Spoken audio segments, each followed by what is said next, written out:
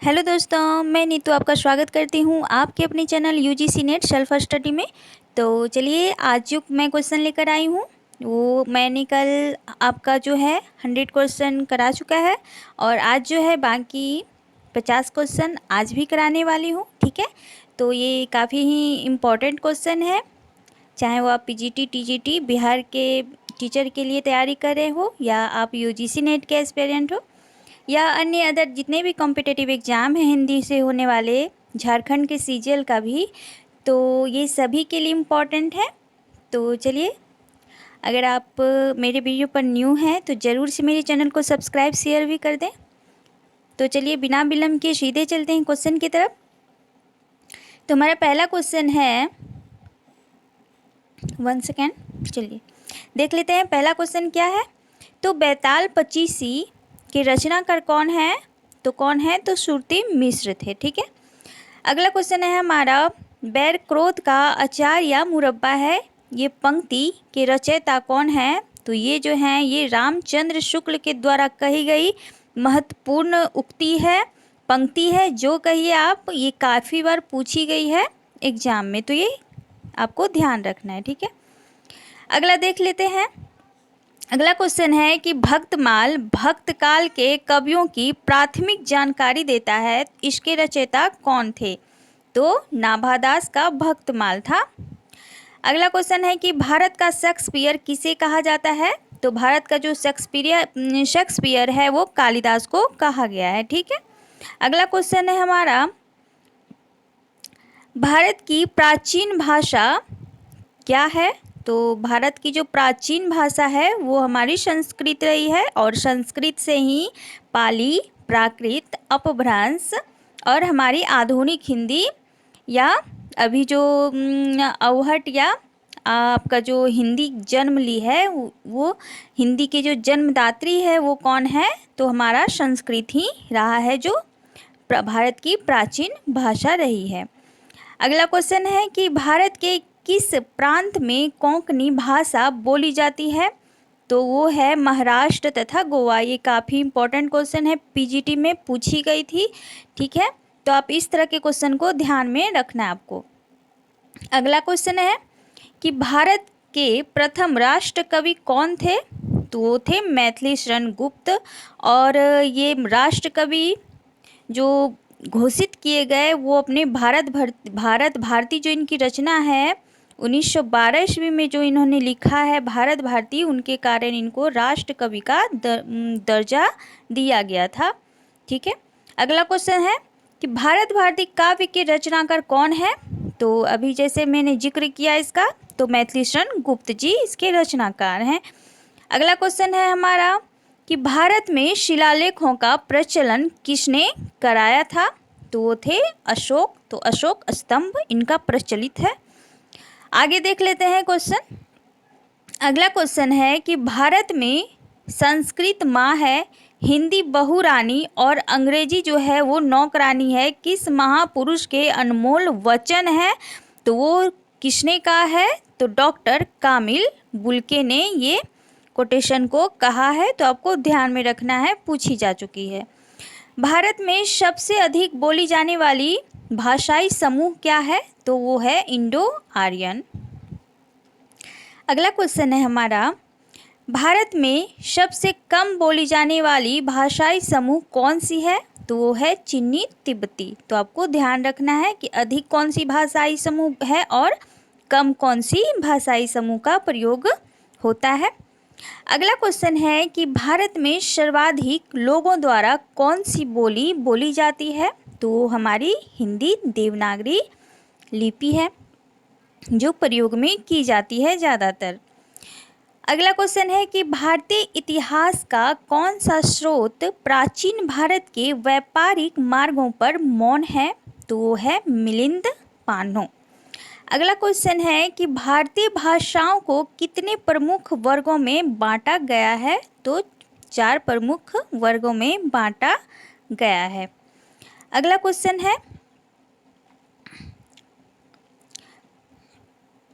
भारतीय भाषाओं में कौन सी भाषा द्रविड़ भाषा की उत्पत्ति नहीं है? तो मराठी जो है वो द्रविड़ भाषा से उत्पत्ति इसकी नहीं हुई है। अगला क्वेश्चन है, भारतीय संविधान में हिंदी को क्या कहा गया है? तो यहाँ पे कुछ टाइपिंग मिस्टेक है, ठीक है। हिंदी को क्या कहा गया है? तो राजभाषा का दर्जा दिया गया है, ठीक है। भारतेंदुकृत भारत दुर्दशा किस साहित्य रूप का हिस्सा है? तो यह एक नाटक है, नाट्य साहित्य है। अगला क्वेश्चन है, भाषा के संबंध में हिंदी शब्द का प्रयोग सर्वप्रथम किसने किया था? तो ये आदिकाल के अमीर खुसरो थे जिन्होंने खड़ी बोली का सर्वप्रथम प्रयोग किया हुआ है। अगला क्वेश्चन है कि भिक्षुक जो कविता है इसके रचयिता कौन है? तो वो निराला है। अगला क्वेश्चन है, भीमबेटका किसके लिए प्रसिद्ध था? तो वो गुफाओं के लिए, शैलचित्र के लिए प्रसिद्ध था। भूषण का कौन सा लक्षण ग्रंथ है? तो वो है शिवराज भूषण। और डायरेक्ट क्वेश्चन तो पीजीटी और टीजीटी में पूछी जाती है, लेकिन आपका जो तथ्यात्मक क्वेश्चन है वो यूजीसी नेट में पूछी जाती है। तो मैं उस तरह के भी क्वेश्चन आपको कराने वाली हूँ और उसके तथ्यात्मक वीडियो भी मैं तैयार कर रही हूँ, उसका पीडीएफ। तो आप ज़रूर मेरे से जुड़े रहें, आपको अच्छे कंटेंट प्रोवाइड करवाने की मैं पूरी कोशिश करूँगी, ठीक है। अगला क्वेश्चन है, भूषण किस रस के कवि हैं? तो भूषण जो थे वो वीर रस के कवि थे। भूषण की कविता का प्रधान स्वर क्या है? तो प्रशस्ति परक, आपको ध्यान रखना है, ठीक है। मंदिर बनाने की कला का जन्म किस काल में हुआ था? तो वो गुप्त काल में। मजदूरी और प्रेम ये क्या है? तो ये एक निबंध विधा है और ये इसकी रचनाकार कौन है? ये यहाँ पे कुछ टाइपिंग मिस्टेक है दोस्तों, तो मजदूरी और प्रेम तो इनकी तो नहीं है।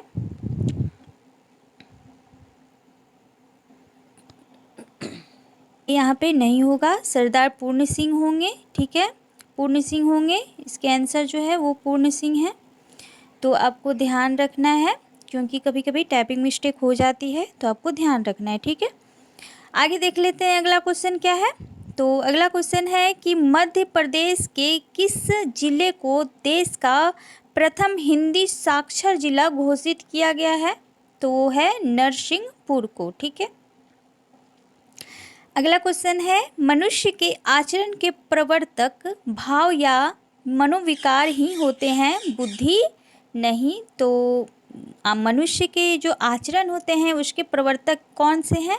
तो भाव और विकार। ये दो शब्द रामचंद्र शुक्ल ने अपनी जो उनका चिंतामणि भाग 1 है उसमें जो उन्होंने कविता जो लिखी है, कविता के बारे में जो उन्होंने बताया है, ये उक्ति वहीं से ली गई है। तो आपको ध्यान देना है, भाव या मनोविकार एक उनकी लगी हुई है चिंतामणि भाग 1 में, तो आप ज़रूर से उसे पढ़ें, काफ़ी अच्छी है। आगे देख लेते हैं।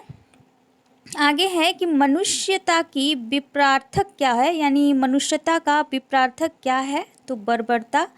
और ये जो प्रश्न बना है ये भी रामचंद्र शुक्ल के ही जो कविता क्या है या भाव या मनोविकार जो है ना, तो वहाँ पे उन्होंने इसका जिक्र किया है कि मनुष्यता का जो बर्बरता और मनुष्यता का जो उन्होंने जो डिफरेंट बताया है, ये वहीं से क्वेश्चन बनी हुई है। तो देखिए आपको किस तरह क्वेश्चन घुमा फिरा कर पूछता है, और वहीं से भी विपरीतार्थक शब्द भी या पर्यायवाची शब्द भी वहीं से वो उठाते हैं, चाहे वो छंद संधि विच्छेद हो। तो जितने भी ये सब व्याकरण पूछे जाते हैं वो कहीं ना कहीं वो आपका अलग से नहीं होता, वो आपके कंटेंट से जो आपके सिलेबस में लगी होती है वो कविता कहानी से ही होती है। तो आपको जो उसका मुख्य शब्द है उसको ध्यान में रखकर आगे बढ़ना है। ऐसा नहीं है कि आप पढ़ रहे हैं और आगे बढ़ रहे हैं, ऐसा बात नहीं है। आप उसके कंटेंट पर ध्यान दें, उसके जो सब्जेक्ट है उसका जो मुख्य शब्द जो दिया गया है, चाहे वो कविता कहानी या जो भी है, आप उस पर ध्यान दें, तो आपका जो है इस तरह के क्वेश्चन गलत नहीं होंगे। तो चलिए आगे बढ़ते हैं अगले क्वेश्चन की तरफ। अगला क्वेश्चन है सॉरी अगला क्वेश्चन है कि मनुष्यत्व की सामान्य भावना को आगे करके निम्न श्रेणी की जनता में आत्मगौरव का जो भाव था वो जगाने वाले सर्वश्रेष्ठ कवि कौन थे? तो ये कबीर थे। और ये भी कोटेशन जो है ये शुक्ल जी के बुक में ही आपको कबीर के बारे में जो उन्होंने कहा है। तो इस तरह के क्वेश्चन जो हैं ज़्यादातर तो यूजीसी नेट में पूछे जाते हैं, लेकिन जो उक्तियां हैं जो डायरेक्ट क्वेश्चन पूछी जाती है वो आप पीजीटी में और टीजीटी में देख सकते हैं। तो इस तरह के क्वेश्चन को आपको ध्यान में रखना है, ठीक है। आगे देख लेते हैं। अगला क्वेश्चन है कि मसी कागज छुयो नहीं कलम गई हो नहीं हाथ, तो इस पंक्ति के रचयिता कौन है? तो ये कबीरदास की पंक्ति है। आगे देख लेते हैं कि महादेवी वर्मा को किस रचना के लिए ज्ञानपीठ पुरस्कार मिला था? तो वो थी उनकी रचना यामा, और 1940 में इसकी रचना की गई थी और यामा के लिए इनको ज्ञानपीठ पुरस्कार से नवाजित किया गया था। आगे देख लेते हैं। अगला क्वेश्चन है, मुझे तोड़ लेना वनमाली उस पथ पर तुम देना फेंक, जिस पथ पर मातृभूमि पर या कुछ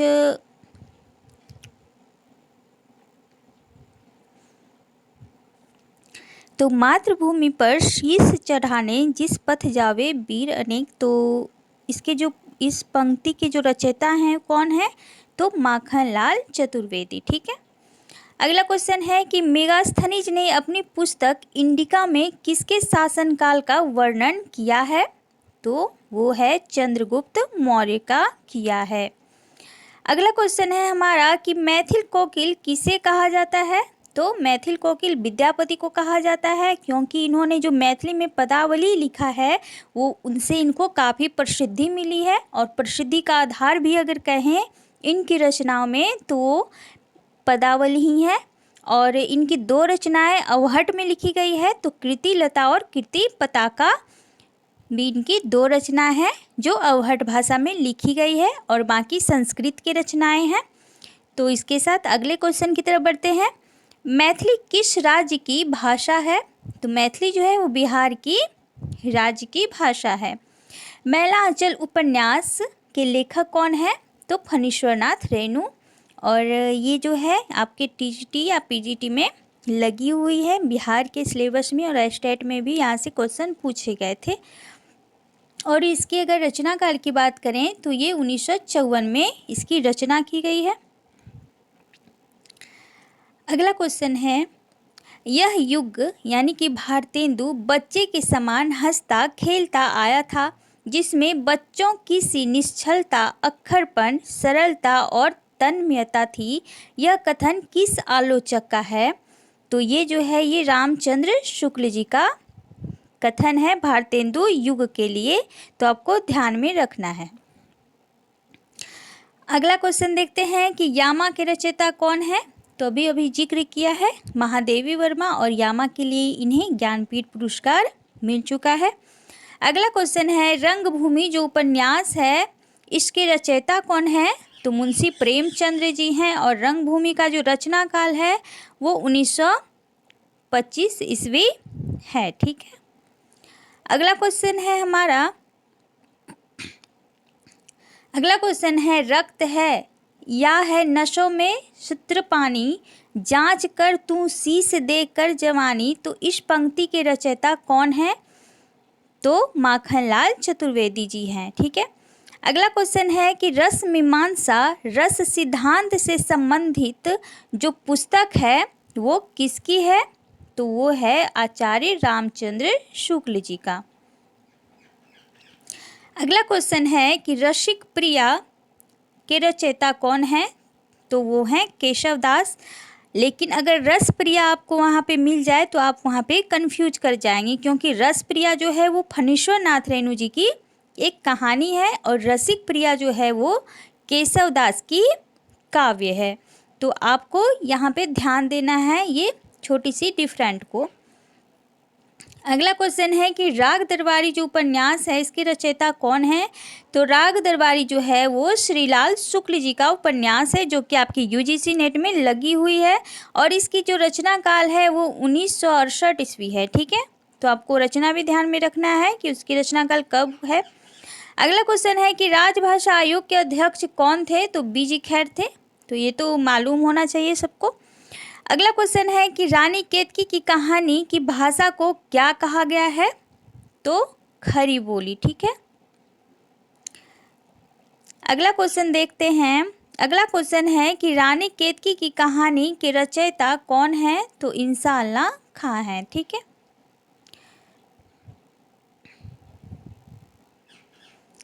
अगला क्वेश्चन है कि रामचरितमानस की भाषा क्या है?